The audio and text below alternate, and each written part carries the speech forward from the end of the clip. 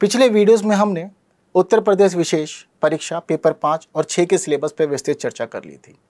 आज की यह वीडियो उत्तर प्रदेश के सामान्य परिचय से संबंधित है, जहां आपको उत्तर प्रदेश से संबंधित एक सामाजिक समझ विकसित कराई जाएगी। नमस्कार, मैं कुणाल आप सभी का संस्कृति पीसीएस यूट्यूब चैनल पर स्वागत करता हूं। इस वीडियो में कंटेंट के रिलेटेड बात करने से पहले मैं आपको एक महत्वपूर्ण सूचना देना चाहता हूं। यह महत्वपूर्ण सूचना संस्कृति आईएएस के द्वारा शुरू किए गए मेंटरशिप प्रोग्राम से संबंधित है। यह मेंटरशिप प्रोग्राम उन अभ्यर्थियों के लिए है जो अब की बार यूपीएससी मेंस एग्जामिनेशन में शामिल हो रहे हैं। तो यहाँ आपको संस्कृति आईएएस के अध्यापकों के निर्देशन में महत्वपूर्ण तरीके से और सीरियसली हर तरह से मेंस की तैयारी कराई जाएगी, जहां आपको पूरा रिवीजन कराया जाएगा, आपके आंसर का इवैल्यूएशन किया जाएगा और आपको स्टडी से रिलेटेड सभी तरह का मटेरियल प्रोवाइड किया जाएगा। साथ ही आपको 24 आवर्स की लाइब्रेरी भी दी जाएगी। यह पूरा कार्यक्रम 4 जुलाई 2023 से शुरू हो रहा है, जहां लिमिटेड सीट्स हैं, तो ज़रूरी है कि आप जल्द से जल्द रजिस्ट्रेशन करें और इस कार्यक्रम में शामिल हो जाएं। आगे अब हम लोग बात कर लेते हैं उत्तर प्रदेश की भौगोलिक स्थिति की। तो उत्तर प्रदेश जो भारत में स्थिति है उसकी, यह एक उत्तरी राज्य है, ठीक है, और भौगोलिक दृष्टि से भी महत्वपूर्ण है, क्षेत्रफल की दृष्टि से महत्वपूर्ण है।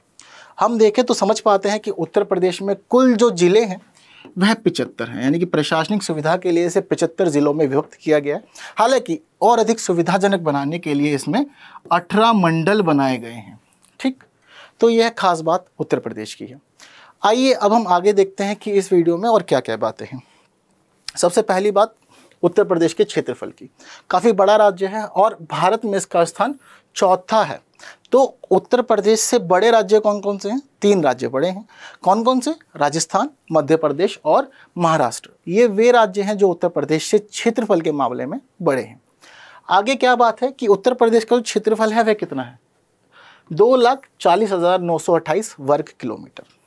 इसके अलावा यहाँ भौगोलिक स्थिति है जो अक्षांशीय और देशांतरीय स्थिति को सूचित करती है। यहाँ इसके अलावा यहाँ बात की गई है पूर्व से पश्चिम में इसकी जो लंबाई चौड़ाई है उसकी, और उत्तर से दक्षिण की भी बात की गई है। तो उत्तर प्रदेश पूर्व से पश्चिम 650 किलोमीटर में फैला हुआ है, जबकि उत्तर से दक्षिण में ये है 240 किलोमीटर फैला हुआ है। तो यह सभी बातें बहुत खास हैं, ज़रूरी है कि आप इनको नोट डाउन करें। ऐसा नहीं है कि ये बातें मेंस रिलेटेड है या प्री रिलेटेड है। मैं आपको बताऊं ये सभी बातें इंटीग्रेटेड है, यानी कि आपसे मेंस में भी पूछी जाएंगी, प्री में भी पूछी जाएंगी और आपसे इंटरव्यू में भी पूछी जा सकती है। क्यों? क्योंकि आपको उत्तर प्रदेश में एक अधिकारी नियुक्त किया जाएगा, तो ज़रूरी है कि आपको उत्तर प्रदेश की सामान्य समझ हो। और अब तो आयोग ने पेपर 5 और 6 दिया ही इसीलिए कि आपको विशेष समझ हो उत्तर प्रदेश की, ठीक। तो ये सभी तो बहुत ज़्यादा छोटी बातें हैं जो ज़रूरी है कि सबको पता होनी ही चाहिए, ठीक है। आगे क्या कह रहे हैं? आगे आपको बताया जा रहा है उत्तर प्रदेश के मैप के माध्यम से कि कौन कौन से जिले उत्तर प्रदेश के अलग अलग राज्यों से सीमा साझा कर रहे हैं। यानी कि यहाँ पे आपको बताया गया कि वे राज्य जो उत्तर प्रदेश से सीमा साझा कर रहे हैं, उत्तर प्रदेश के अलग अलग जिलों से सीमा साझा कर रहे हैं, वे कौन कौन से। तो मैप में आपको क्लियरली दिख जाएगा, सभी चीज़ें स्पष्ट हैं। जैसे कि यहाँ हिमाचल प्रदेश उत्तर प्रदेश से जुड़ा हुआ है, यहाँ उत्तराखंड जुड़ा हुआ है, यहाँ हरियाणा जुड़ा हुआ है, यहाँ दिल्ली जुड़ा हुआ है, यहाँ राजस्थान जुड़ा हुआ है, यहाँ मध्य प्रदेश जुड़ा हुआ है। इसके अलावा क्या जुड़ा हुआ है उत्तर प्रदेश से? छत्तीसगढ़, झारखंड और बिहार। भारत के 8 राज्य और एक केंद्र शासित प्रदेश उत्तर प्रदेश के साथ अपनी सीमा साझा करते हैं। अब यहाँ पर यह भी देखना ज़रूरी है कि वे कौन कौन से जिले हैं जो इन राज्यों से जुड़े हुए हैं। बहुत खास बात है और महत्वपूर्ण है, ठीक। अब सबसे पहली बात यह है कि हम देखते हैं कि वह कौन से जिले हैं उत्तर प्रदेश के जो सबसे उत्तर में स्थित हैं, सबसे दक्षिण में स्थित हैं, सबसे पूर्व में स्थित है और सबसे पश्चिम में। साथ ही ये भी ज़रूरी है कि हम जानें सबसे बड़ा जिला कौन सा है, सबसे छोटा जिला कौन सा है, ठीक।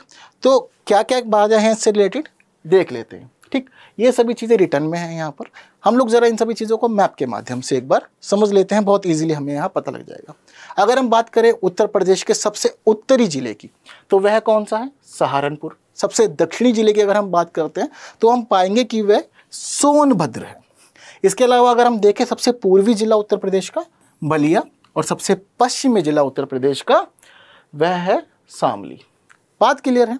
तो ये 4 महत्वपूर्ण जिले हैं जो सबसे ज़्यादा उत्तर में, सबसे ज़्यादा दक्षिण में, सबसे पूर्वी और सबसे पश्चिमी है। इसके अलावा एक खास बात आपको बताता हूँ मैं सोनभद्र के बारे में। सोनभद्र उत्तर प्रदेश का एक खास जिला है। क्यों? क्योंकि ये अकेला ऐसा जिला है जो 4 राज्यों से सीमा साझा कर रहा है। आप लोग की स्क्रीन पे साफ दिख रहा है। एक महत्वपूर्ण बात आपको और बताऊं मैं ललितपुर के बारे में। क्यों ललितपुर खास है? क्योंकि ये ऐसा जिला है जो 3 तरफ से मध्य प्रदेश से घिरा हुआ है। हालांकि इसकी जो एक सीमा है वह झांसी से जुड़ी हुई है, लेकिन 3 तरफ से इसको मध्य प्रदेश ने घेरा हुआ है। एक और महत्वपूर्ण बात यहाँ आपको बताता हूँ मैं लखीमपुर खीरी के बारे में। वह क्या खास बात है? यह है उत्तर प्रदेश का सबसे बड़ा जिला है क्षेत्रफल के मामले में। एक और महत्वपूर्ण बात अगर मैं आपको बताऊं तो वह किसकी है? हापुड़ की है। क्यों? क्योंकि ये सबसे छोटा जिला है उत्तर प्रदेश का। ठीक, तो मैप के थ्रू हम समझ रहे हैं तो देख पा रहे हैं कि स्थिति हमें बहुत अच्छे से समझ में आ रही है और पता भी लग रहा है कि कौन सा जिला एक्चुअल में किधर है और उसका क्या खास रिलेवेंस है उत्तर प्रदेश के मामले में।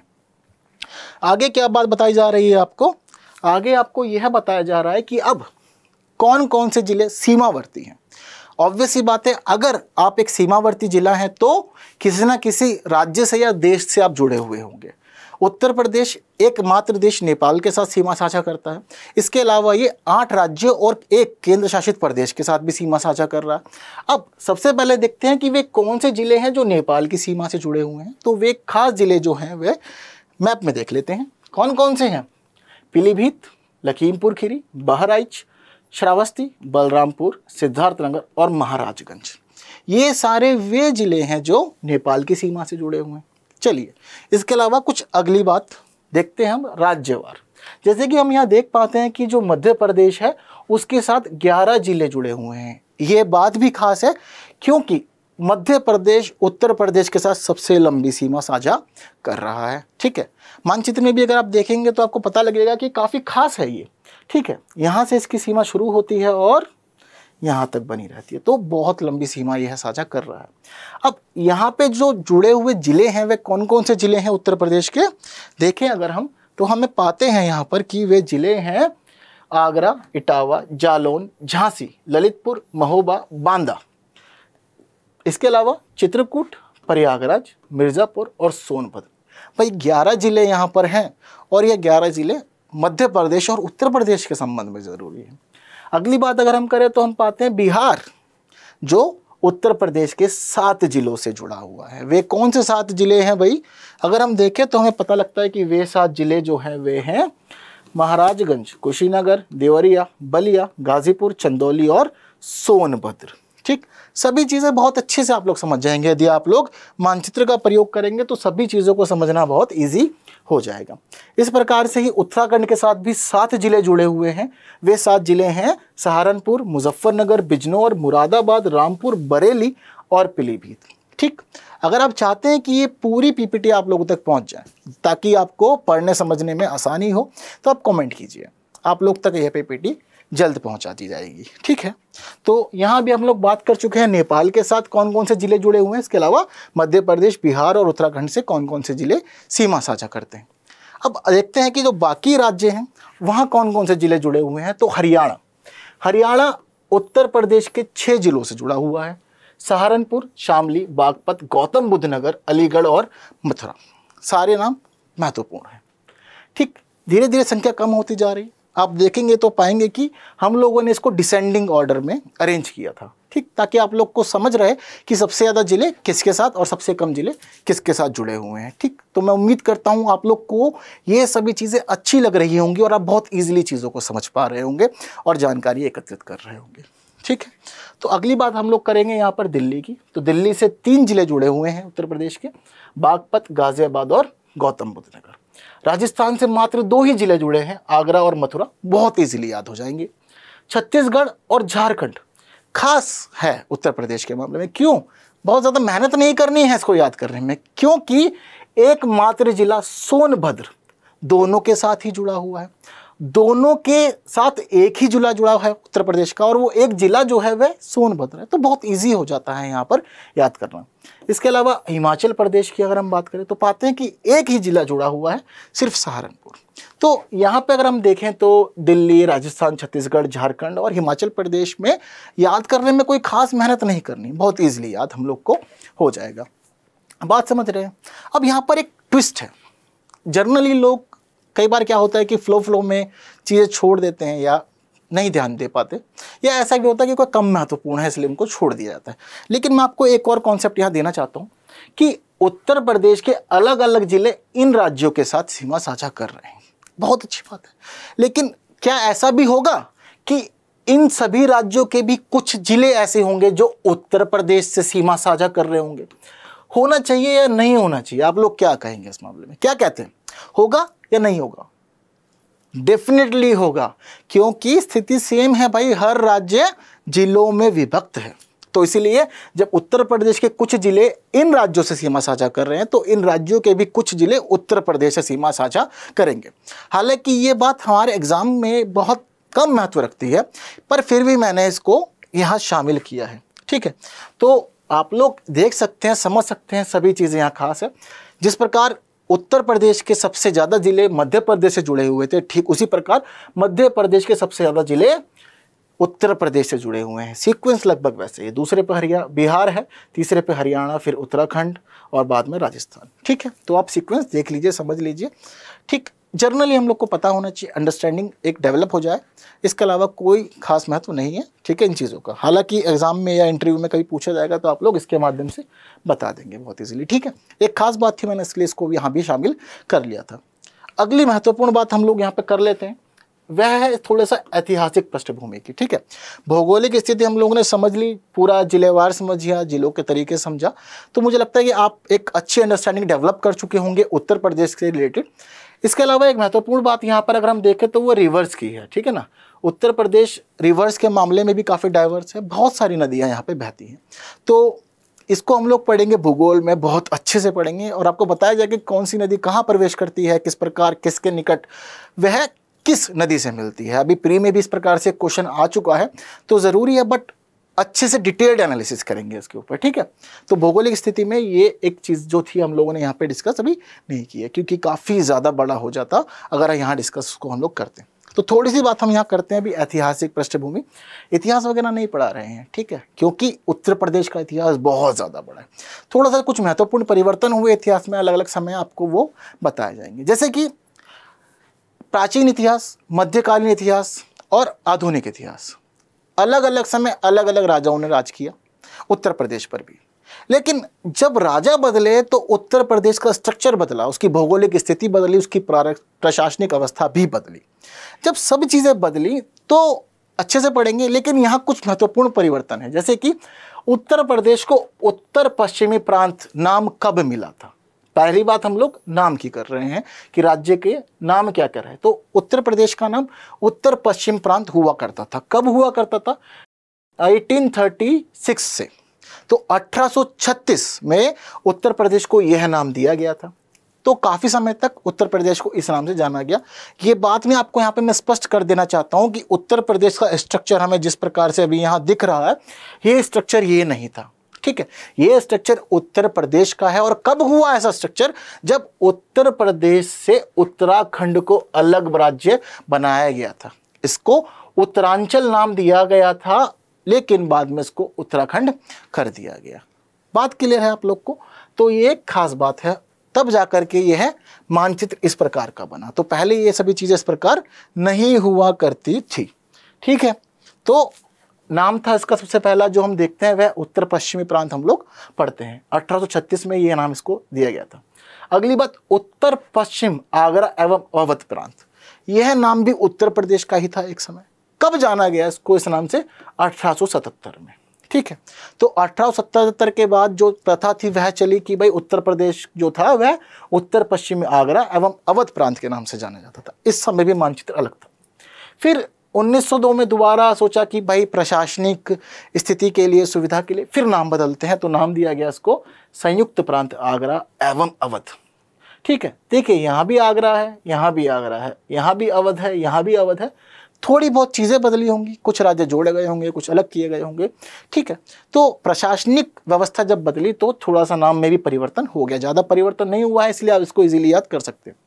फिर 1902 से उत्तर प्रदेश को संयुक्त प्रांत आगरा एवं अवध के नाम से जाना जाने लगा। कब तक जाना गया? 1937 तक इसको जाना गया। 1937 में उत्तर प्रदेश को संयुक्त प्रांत नाम दे दिया गया।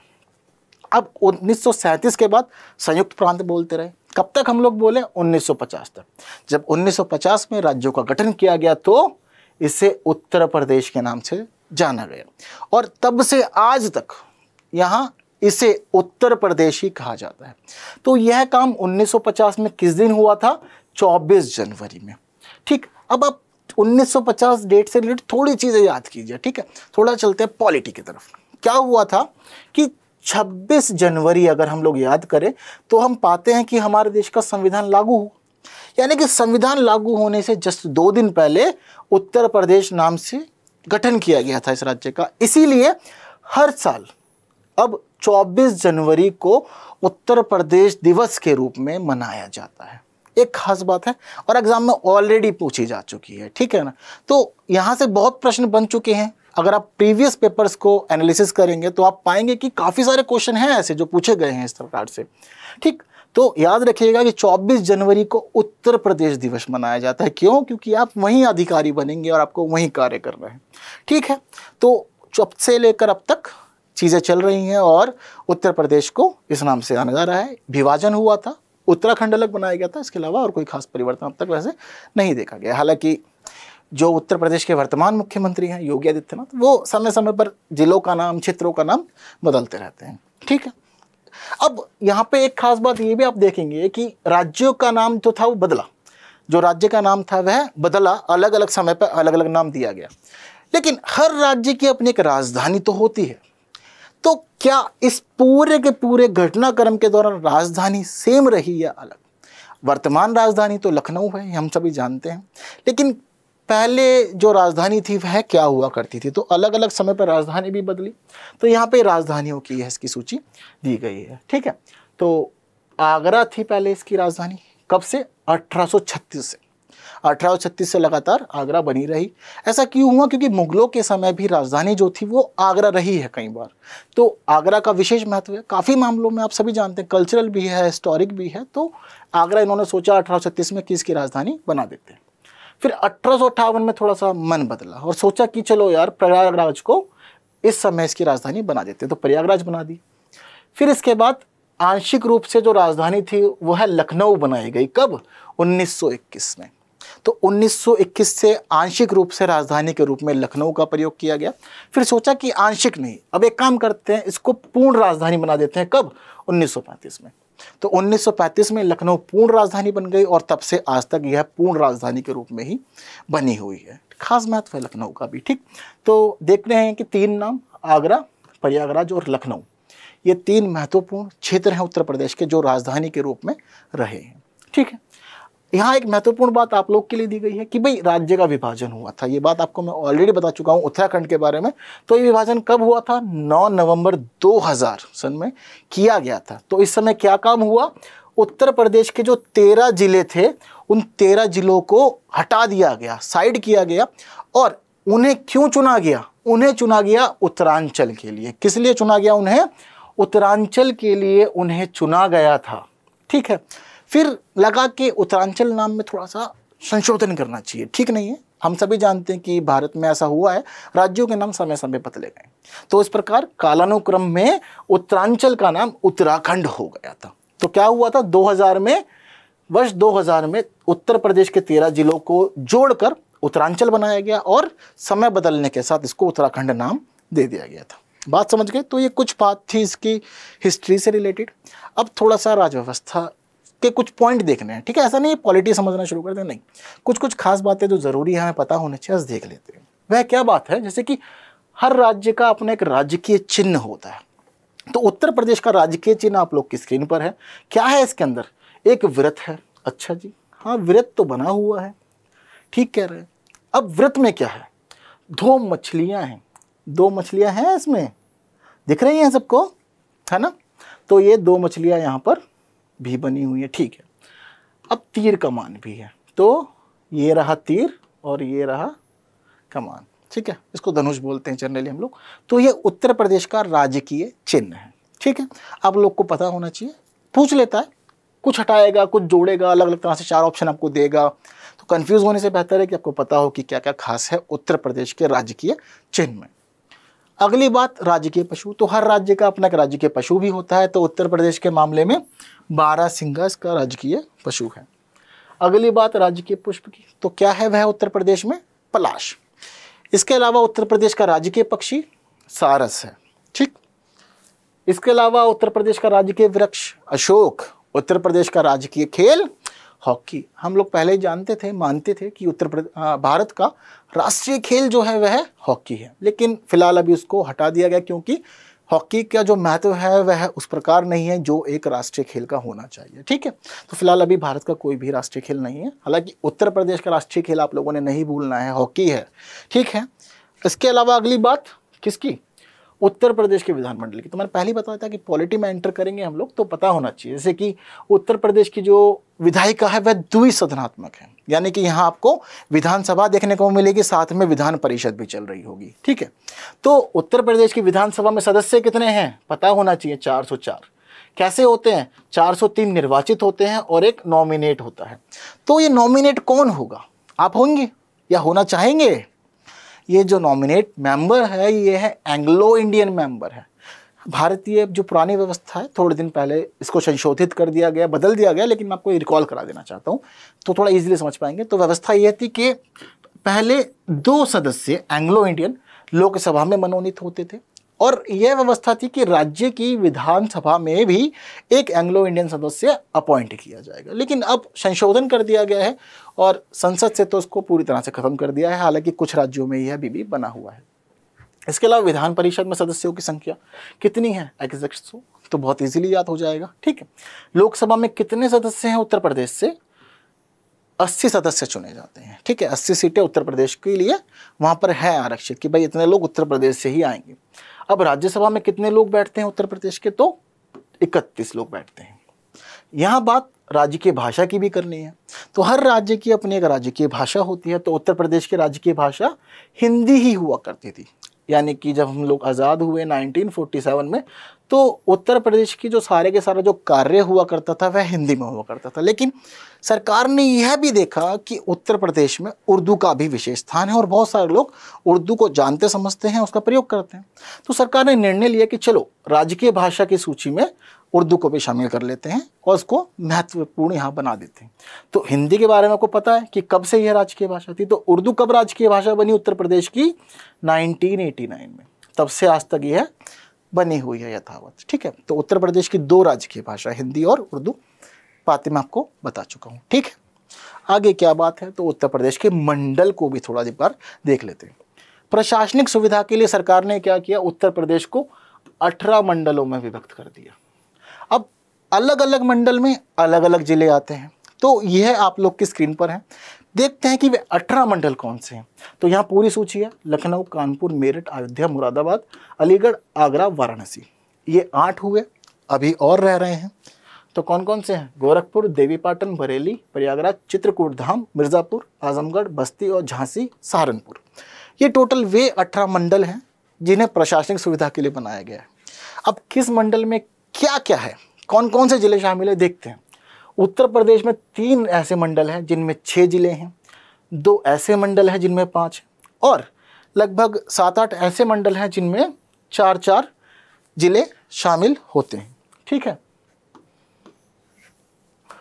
इसके अलावा फिर लगभग जो हम देख पा रहे हैं स्क्रीन पे वह है कि 5 मंडल उत्तर प्रदेश के ऐसे हैं जिनमें 3-3 जिले आते हैं, ठीक है। तो ये उत्तर प्रदेश के 18 मंडल हैं, अलग अलग जिलों के संबंधित हैं, सबके अलग अलग मुख्यालय हैं, ठीक है। तो जनरली यही ट्रेंड है कि जो नाम दिया गया है इन मंडलों को वहीं पे इनका मुख्यालय है, किसी किसी में अलग अलग है। तो यह मंडल आप लोग को पता होने चाहिए कि किन 18 मंडलों में उत्तर प्रदेश को विभक्त किया गया है, इससे संबंधित जानकारी भी आपके पास होनी चाहिए। बात क्लियर गए हो गए। तो यह सभी महत्वपूर्ण बातें थी किससे संबंधित? उत्तर प्रदेश के एक सामान्य परिचय से संबंधित थी। तो उत्तर प्रदेश की कुछ महत्वपूर्ण बातें, काफ़ी सारी जानकारी आपको दी गई हैं आज, और यह बता चुका हूँ ऑलरेडी कि इंटीग्रेटेड रूप से प्री मेंस इंटरव्यू सभी के लिए ज़रूरी है। तो ज़रूरी है कि आप इस पीपीटी के माध्यम से, इस फाइल के माध्यम से कंटिन्यू रिवीजन करते रहें और चीज़ों को ना भूलें, क्योंकि कहीं भी पूछी जा सकती है। हालांकि आज के इस वीडियो में बस इतना ही बात करूंगा।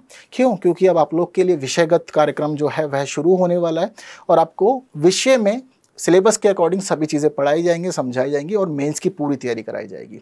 तो तब तक के लिए संस्कृति पीसेस के चैनल पर बने रहना बहुत ज़्यादा ज़रूरी है। चैनल को सब्सक्राइब नहीं किया तो सब्सक्राइब कर लीजिए। अब तक अगर आपने इस वीडियो को शेयर नहीं किया तो अपने साथियों के साथ शेयर भी कीजिए, लाइक नहीं किया तो लाइक कर दीजिए, और साथ ही अगर यह चाहते हैं कि अच्छी तैयारी हो और कुछ आप सुझाव देना चाहते हैं तो वह भी आप कमेंट कर सकते हैं और वीडियो पे भी अपनी राय ज़रूर दें।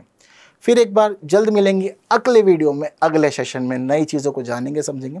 तब तक के लिए विदा दीजिए। Thank you so much. See you soon.